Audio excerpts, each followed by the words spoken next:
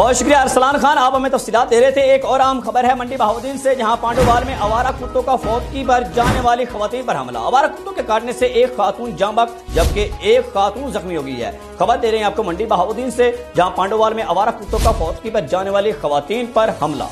آوارہ کتوں کے کاٹنے سے ایک خاتون جاں بحق ہو گئی ہے جبکہ ایک کی حالت تشویشناک بتائی جا رہی ہے۔ مزید تفصیلات جانتے ہیں اپنے نمائندے امجد اقبال سے۔ جی امجد اقبال، کیا تفصیلات ہیں آپ کے پاس؟